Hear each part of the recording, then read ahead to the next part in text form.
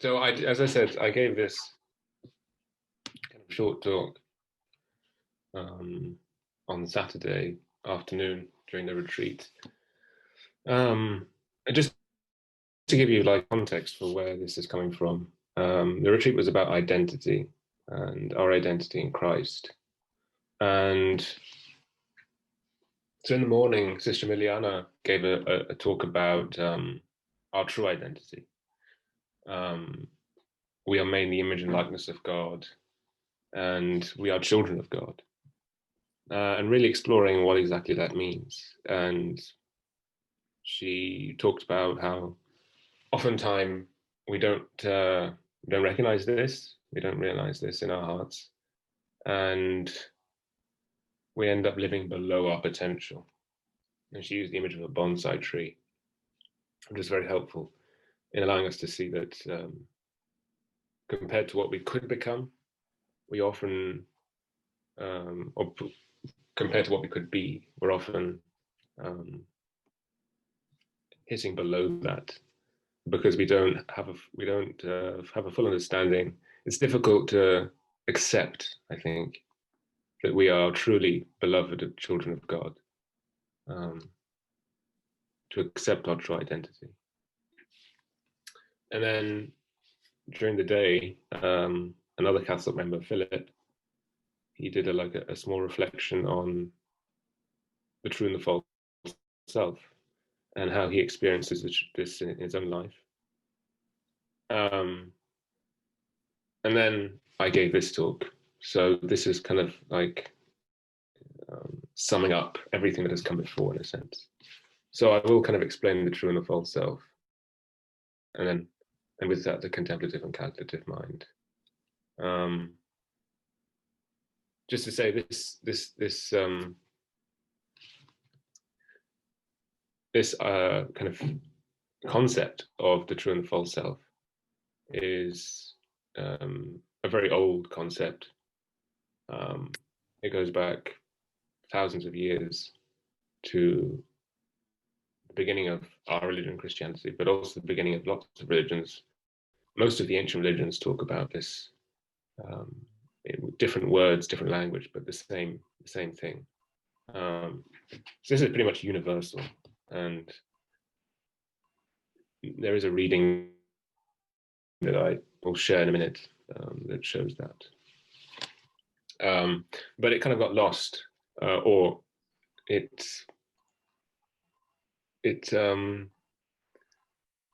left mainstream Christianity, let's put it that way. So it kind of carried on in the monasteries and in the centers of religious life. It can carried on, but in mainstream kind of religion, in mainstream Christianity, most people kind of forgot about this idea of contemplation, of meditation, of the true and false self, of our identity. So one of the people who brought it back was a monk called Thomas Merton, and we've been saying his name a lot over the retreat. But he was a monk in the 50s and 60s. He kind of brought back this idea of contemplation, the true and the false self, from kind of, the ancient books of history, as it were, and kind of repopularized it again. So there's a couple of quotes from him in this PowerPoint.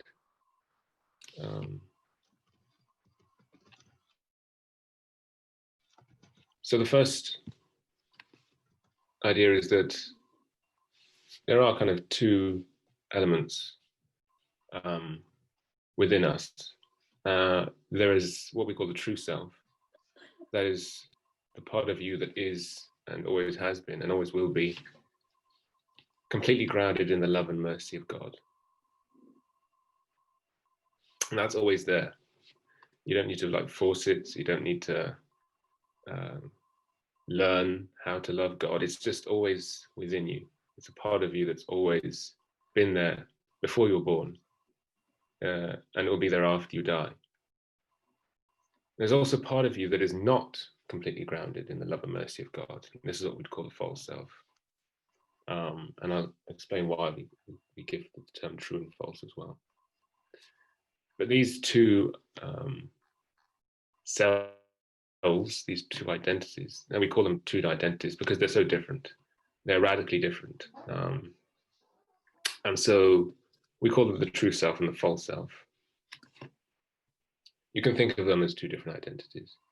Of course, in reality, you're not split into two identities, but because they're so different, we think of them as two different identities. So why the false? Why do we call it the false self? The false self is called the false self because it's false in the sense that it doesn't really exist. It's an illusion. And it's an illusion because it's not grounded in the love and mercy of God. And anything that's not grounded in the love and mercy of God is an illusion. It doesn't exist. Love and mercy are the two great realities of life, the love and mercy of God. And anything that's outside of that does not exist. It doesn't have any substance, put it that way. And Thomas Merton, in describing this, said that every one of us is shadowed by an illusory person, what we could call the false self. And this is the person I want myself to be, but who cannot exist because God does not know anything about it. And to be unknown by God is altogether too much privacy. What he's saying there is essentially it's impossible to be unknown by God. And so the false self is kind of the false ambitions and the false desires. And I think Philip was talking about the desires of the false self lead to desolation. They're short term.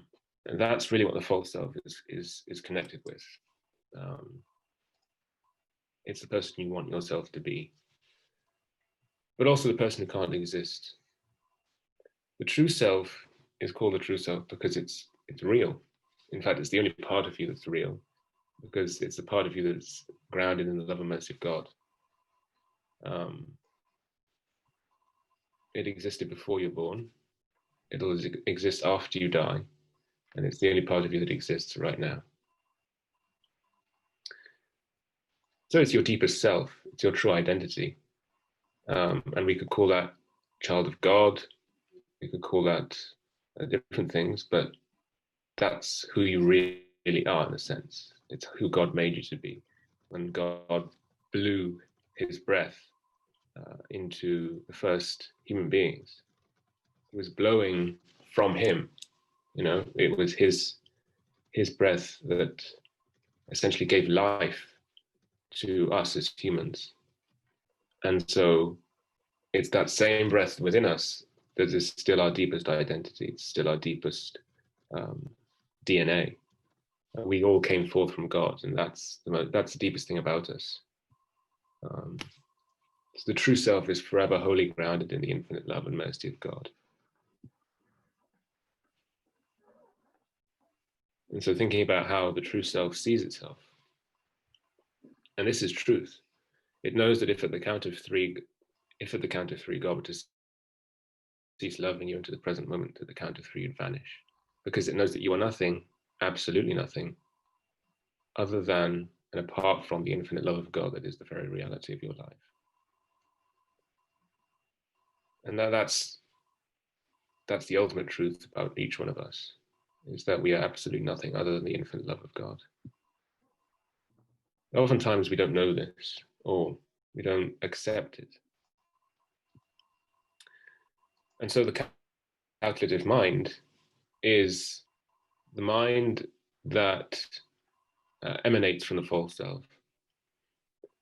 Most of your thoughts come from this false self, this illusory self, this self that is not grounded in the love and mercy of God. And when your thoughts come from this false self, you are at that moment in the calculative mind. The calculative mind is an arbitrary term. You could use anything, but the reason why calculative is used is because the false self is very much concerned with comparisons, making comparisons between yourself and others, mainly. And in fact, we can list a couple of things here about the calculative mind. The calculative mind reads reality in terms of personal advantage, short-term gains, what's in it for me, I'm the most important, and how will I look? Anything that's regarding the self. It's self-referential, self-centered. It thinks of itself as the center. Of course, the true self knows that the center is God. But the false self thinks that it's the center. And so it reads reality with itself in the middle, kind of like that. So this isn't abstract. You can look at your own life, and I can look at my own life, and we can think of moments where our actions are driven by self-centered wants and needs and fears and worries and anxieties. Things that, if we're being honest, we shouldn't really be worried about. Jesus tells us that, I mean, how many of you, by worrying, can add a single year to the end of your life, or add a single stature to your height? You know, he tells us that it's futile, and yet it's one of the things we do most often. Because the false self thinks that if it worries more, it can change the future. Whereas the true self, as we'll see in a minute, knows that if God really is present everywhere and all the time, then there's nothing to worry about at all. So we can think of times when our thoughts have been dominated by these things. And in a certain sense, even as I'm giving this talk, I'm in the false self, because my main goal at this moment is, how do I look? It's about short-term gains. How can I look good in delivering this presentation? How can I make sure that I sound religious or spiritual or intelligent? And so even now, you know, there's a part of me that's within the calculative mind. And I'll say this later, but that's fine. The false self is not the bad self in the sense that it's evil. It's just not true. And we want to live in truth because we're Christians. We're disciples of the truth. And so the true self is our natural home. Yeah, and we seek to live there as much as possible. So I can think of many times, even just today, where I've been in the false self. And in fact, if you don't have a specific way in which you ground yourself in your true identity, you will live 98% of your life in the false self. Because it's just the default setting. Life sends you into that default position where you're just looking out for yourself most of the time and making sure that you look good and sound good and impressing other people. But there is a different way to see reality in the world, and this is the true self. It's your true identity. It's who you really are. And when your thoughts come from that place, you are in the contemplative mind. And the contemplative mind reads reality in terms of every moment is a sacred moment. Every moment is a sacred moment. God's presence in and as my very presence, in and as the presence of others, in and as the presence of all created things. In that sense, God is everywhere. I was speaking to someone earlier this week, and they were saying that you know, God's probably not very happy with me. Or he was saying that I didn't do such and such, and therefore God's probably not close to me at this moment in time because I didn't do this. And you know, that's not true. God is always close to you. In fact, your presence is a part of the presence of God, the presence of others, and the presence of all created things. They are one and the same in that they're all united by the fact that God's presence dwells within all of them. It's a Christ-soaked universe. The contemplative mind sees this, that your true self. And it also knows this. It knows that all shall be well, and all shall be well, and all manner of things shall be well. And that's a quote from Julian of Norwich, who was a 13th century mystic who in fact, these are the words of Jesus to her that she received in a vision.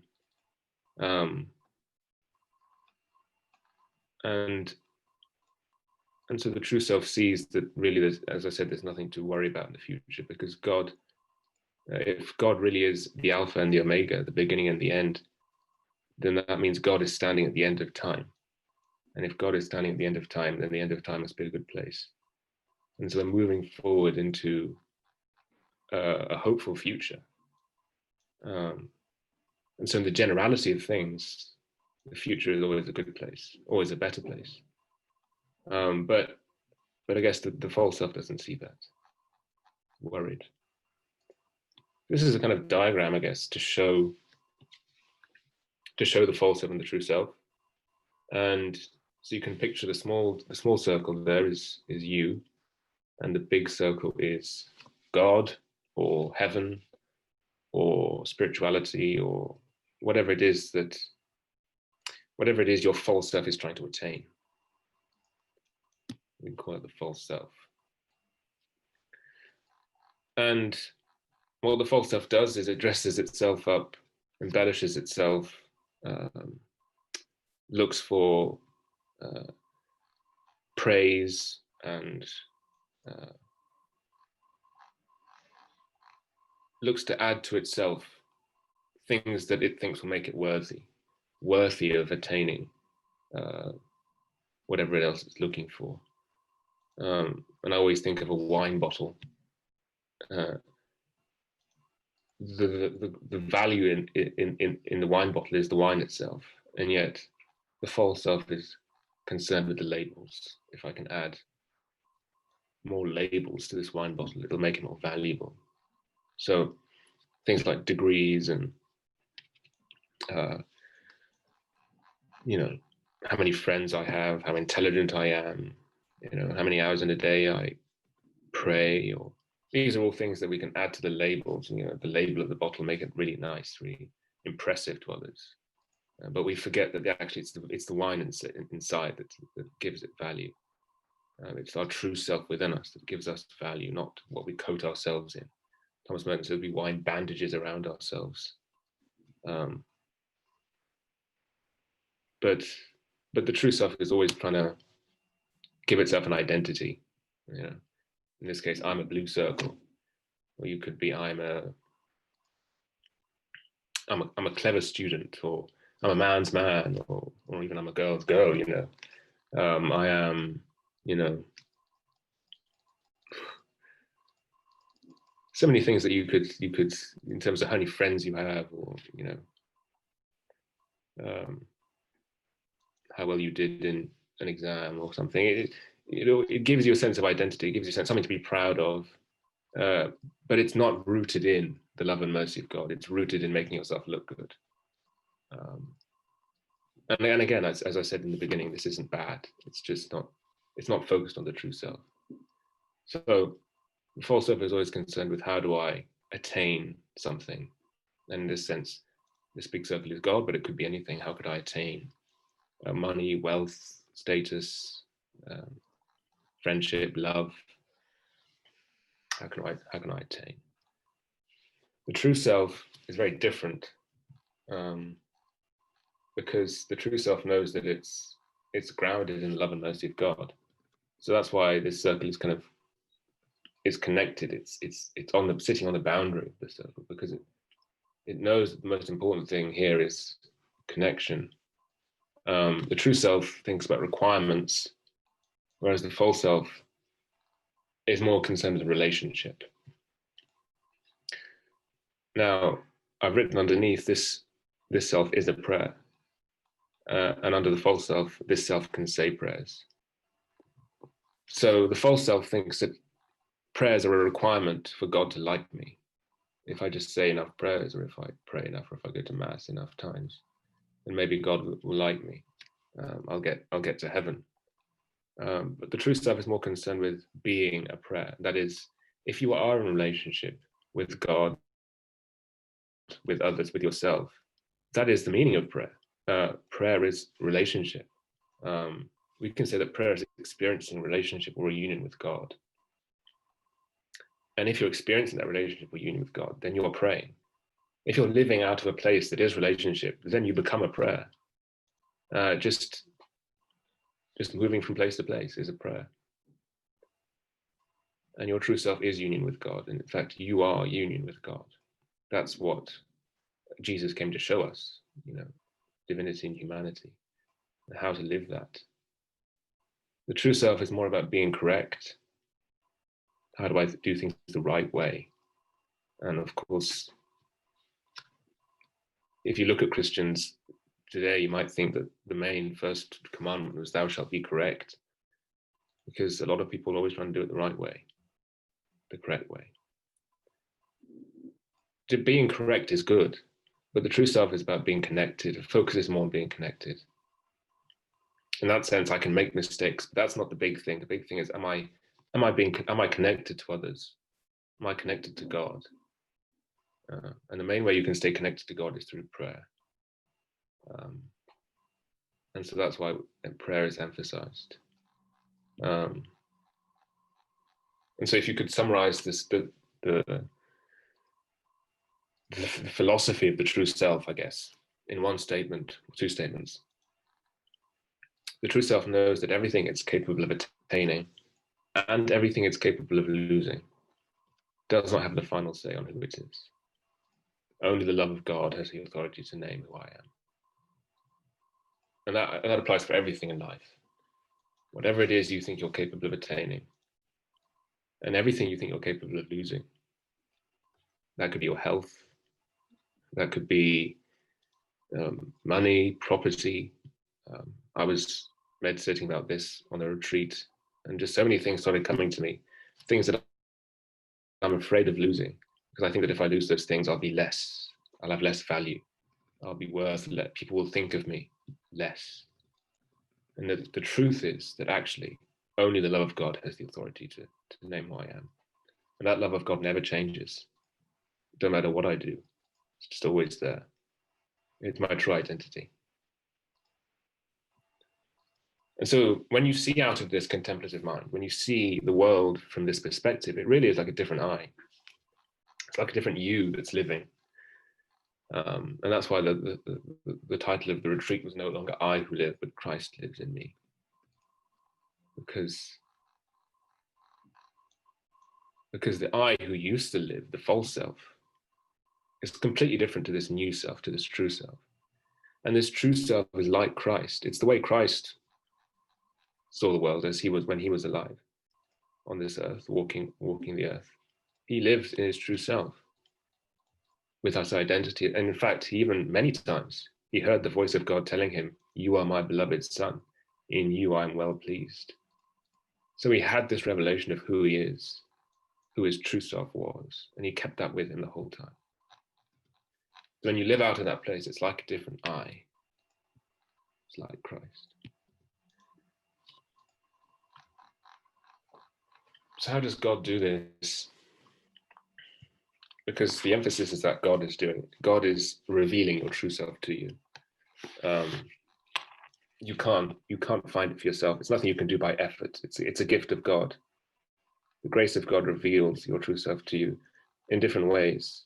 There's many different ways. But one of the ways that, in a sense, life, I guess, and I'm getting this from a man called Richard Raw, who talks a lot about this. One of the ways in which you discover your true self is through great love and great suffering. And so I tried to give an example in the previous talk that I gave on how great suffering can reveal your true self to you. And I talked about a moment in my childhood where,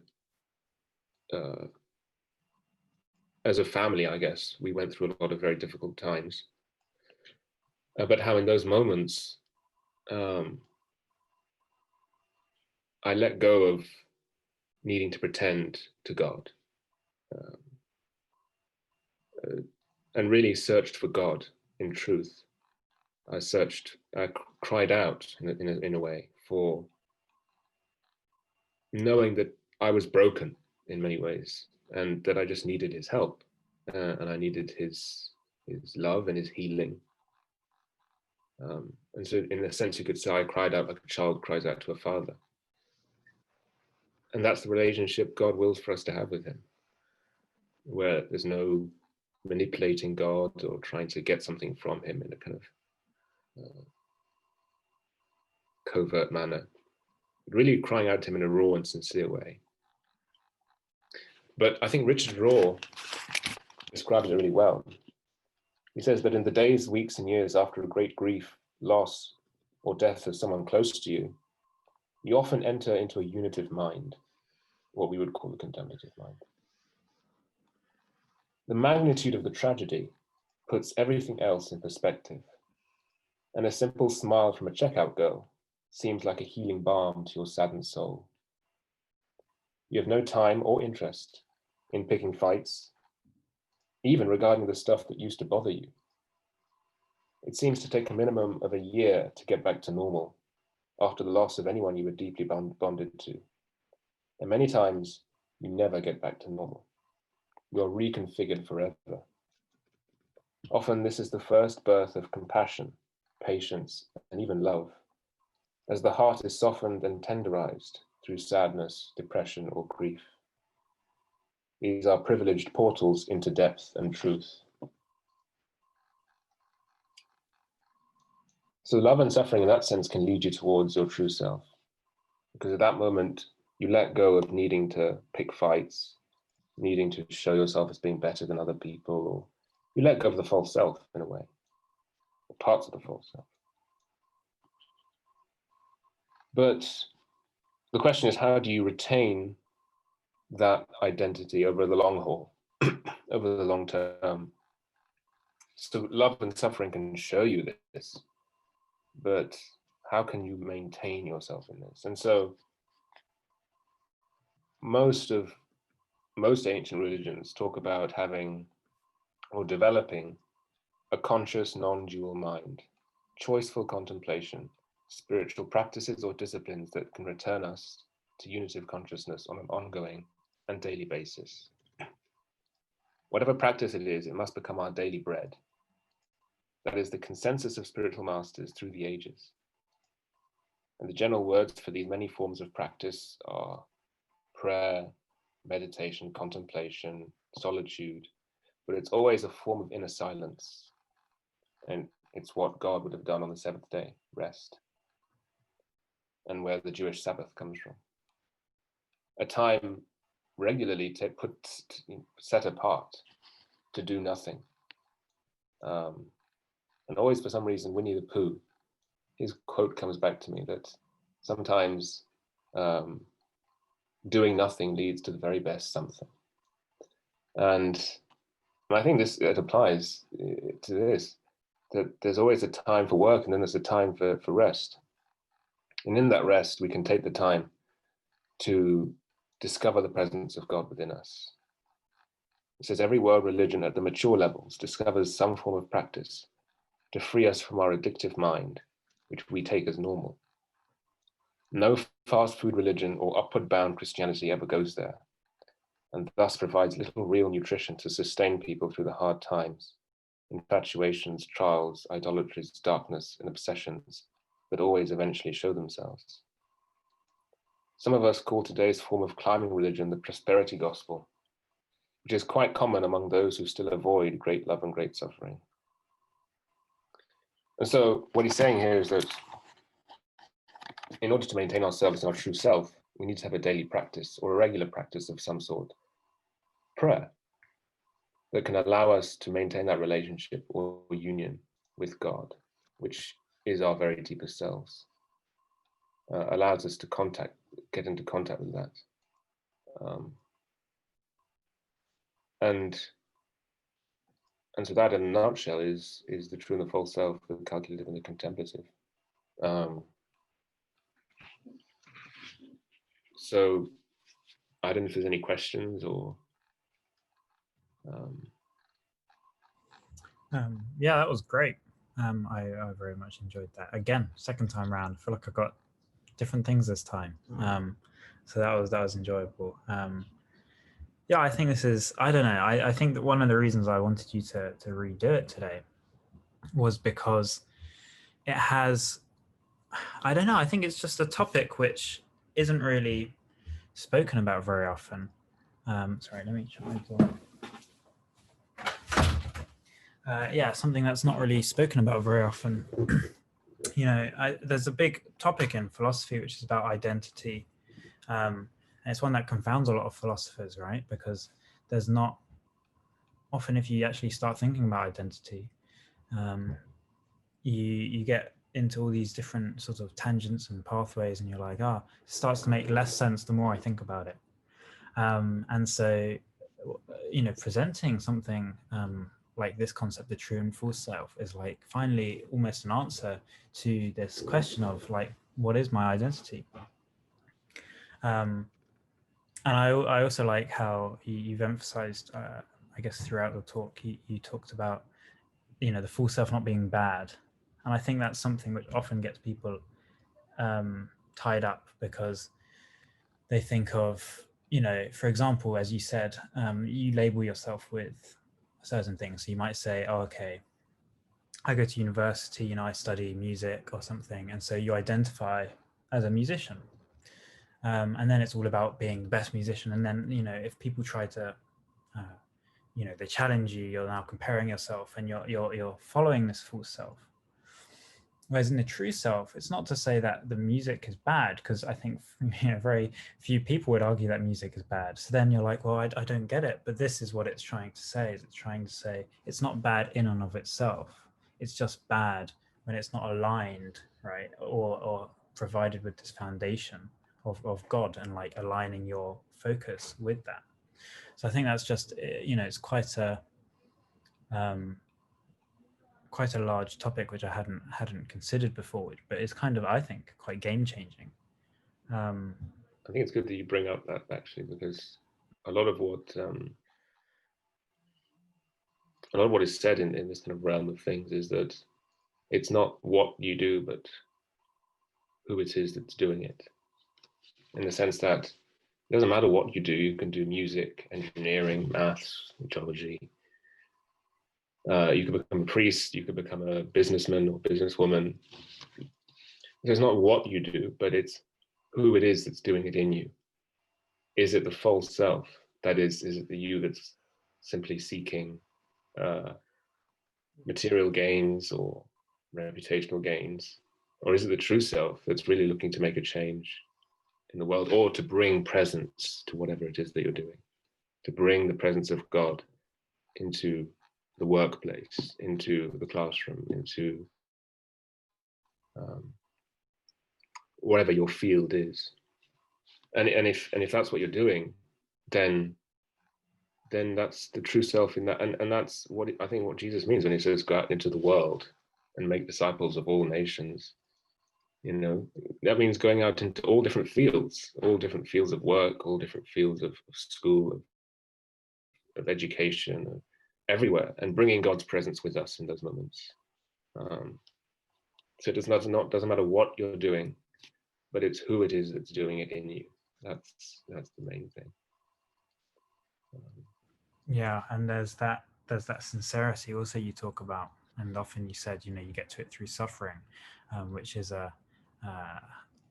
it's a very, I think it's quite a challenging concept, I think, to think about. For example, you spoke about the full self often trying to find or trying to be correct, right? Whereas the true self is being connected. And so you have, it's tricky because, you said you described full self as like trying to grasp God, right? Trying to see what I can do to get God. And that's, the full self, that's not really how you go about doing it. You have to, recognize, be sincere, and recognize God's already with you, and just try and do things with him. But then it's one of those counterintuitive kind of situations, a bit like often they say about mindfulness or something, that sort of meditation. They say a lot of people obviously, look to that kind of practice for peace and calm, and sort of all the benefits, right, which are ascribed to it. And so But one of the things they often talk about with most forms of meditation and prayer in this instance is that if you're going after it for the benefits, then you're doing it wrong, and you therefore won't attain the benefits. So it's one of those tricky situations, because you're like trying to grasp and you won't get it that way. And so it's really, I think, something to seriously contemplate, I guess, with the contemplative mind. So yeah, really good, I think. Don't know if anyone else has any comments. Question for Dion.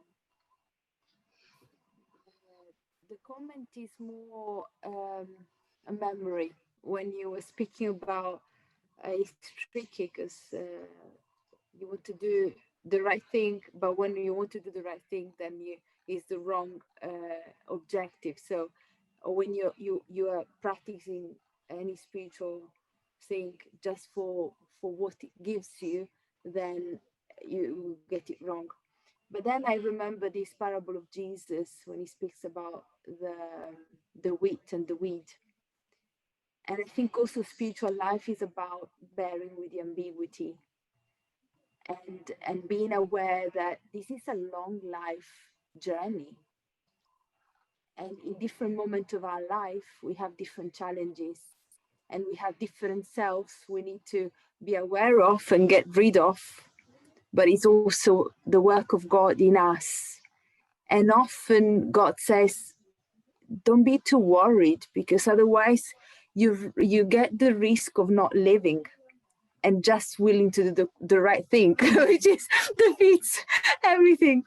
So I think it's important, especially because we are Christians, to recognize that is God working in us? Is God?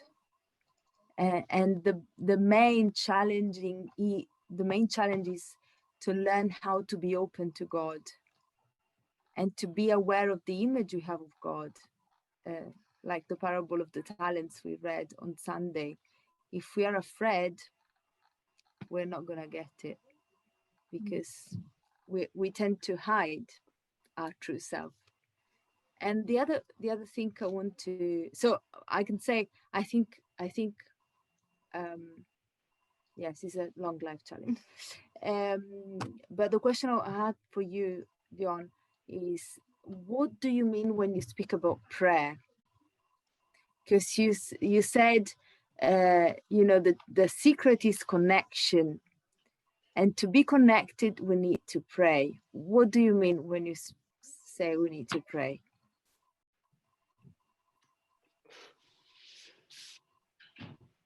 So my personal, how I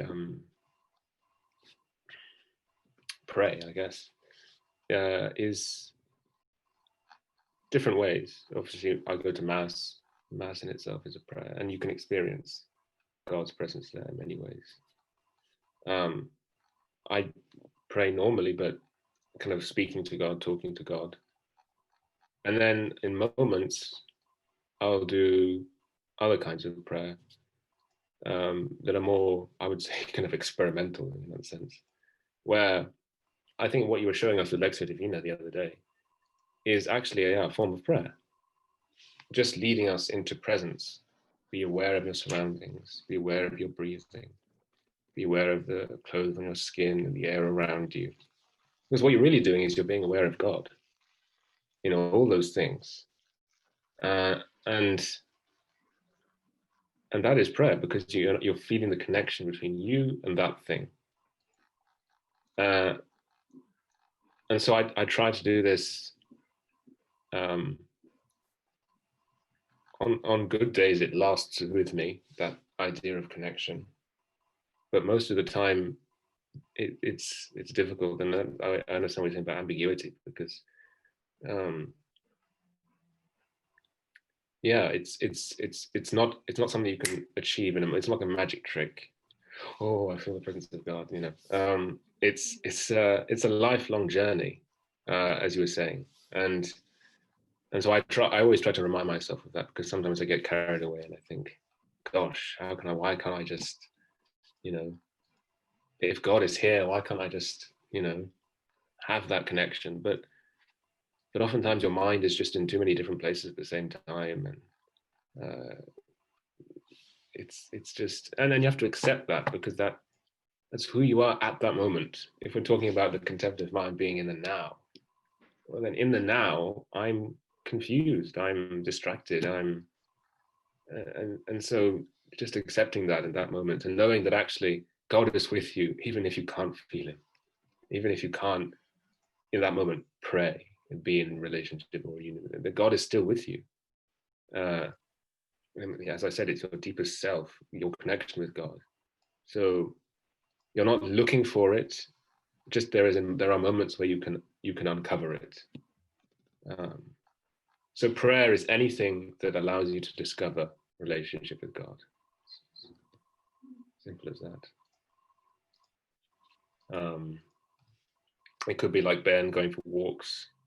It could be, if you like, gardening, or it could be gardening. It could be anything, but anything that allows you to discover the relationship with what is at that moment for you. That's prayer. So. I just wanted to add something here on a more pragmatic level, because you're right. I think the question that's left from your talk is sometimes, I think you successfully convince us that this is something we want. Okay, and so the idea is like, okay, how do we do this, and especially in a sincere way. And I actually saw, because I missed the mass because I had another obligation on the weekend, so I had to do one of the online masses, and the homily of that priest that I saw was very interesting, and it seemed very apt actually following the retreat. So I don't know what that was, but that worked out for me. And what he was saying was that it's good. So I think I spoke in my courage talk the other week about doing like a examine, essentially like a daily examination of conscious. Where did I sort of follow God? Where did I stray from God in my day, right? With my interactions, with my work, with my travels, all of that business. And so that seemed to be working, but often I found that it was quite hard to thoroughly go through my day. Okay, because you just sort of skim through, you're like, oh, I did this work, but maybe you forget the people who you were talking to, you forget the interactions, right? Because they don't seem like large parts. And what this priest said, he was like, you should, in preparation for the evening, maybe examine. You should do like a morning examine kind of, or a morning, I don't know if you can call it an examine, but where you're looking forward to your day. So you look at your schedule and you look at, okay, these are the tasks I have, where, if it's a difficult task, maybe, you're doing a group project with a really annoying person, or at least someone you find very annoying. And you're like, okay, I know I'm going to be tested with my patience in this moment. So you look forward to that and you prepare to face that challenge. So the first one is, I think he outlined 3 steps. One was just acknowledging all of your responsibilities, obligations throughout the day. 2 was sort of preparing. So you're like, okay, what could I be facing in these situations? And then lastly is the all-important follow through, okay, which is doing it. Because if you don't follow through, then you can live in a world of, I'll do that eventually, and then you never actually helps anyone. And then later when you're on doing the evening exam, and you now you've already thought for the day what you were going to do, and you can basically, it's now just like a check-in, like, how did I do, and I think that's a lot more fruitful in terms of really keeping, as you say, that connection throughout the day, okay, because you've done it from the onset and then also reflected on it, and I think that works, and it doesn't take very long. It takes probably less than 10 minutes. So if anyone was thinking, how do I go about this, I would suggest that. And thanks to that priest that I randomly watched. So yeah, shout out to him. But yeah, that's all I had. And I did have a question, Dion, more of a personal question, but I've noticed you have a good knowledge of Thomas Merton. And I wondered where did that come from? Have you read Thomas Merton books, or has he always been someone you were aware of? Because I hadn't really heard of him until you started talking about him. Now he's everywhere I look. First of all, I think Maureen knows which which priest it was you were listening to. So Maybe you went to the same mass. maybe you went to the same mass, which is pretty crazy. Oh yes, that was, Yeah, that was it the same yeah, mass it was I Father attended Mike. on Sunday. Yes, it was him. Yeah, it's, you know, there's a lot of charismatic American priests I've found. Yes, it was Yeah. Father Mike. That's right. Well, that was a nice little connection. Perfect. But anyway, Dion, you're. how did I? So I know what I know about Thomas Merton is really from Richard Raw, Richard Raw and James Finley. They are two American priests who James Finley was actually, Thomas Merton was James Finley's spiritual director. And now James Finley kind of gives online courses and podcasts and reflections, and he writes books about Thomas Merton's philosophy, about, well, it's not really Thomas Merton's, but something that he focused on. And Richard Raw does very much the same thing. And so I've read their books and discovered about Thomas Merton from there. But you're right, Thomas Merton is, in fact, I've discovered a lot about Thomas Merton just planning this retreat. He's come up a lot, and in many ways it was his extract that inspired this retreat. So you have him to thank. I always say that Thomas Merton was walking with us. He's dead now, but I think he was walking with us in this retreat, and really his spirit was there. You know, as we were talking about, you know, identity, and identity was something he focused a lot on in his books.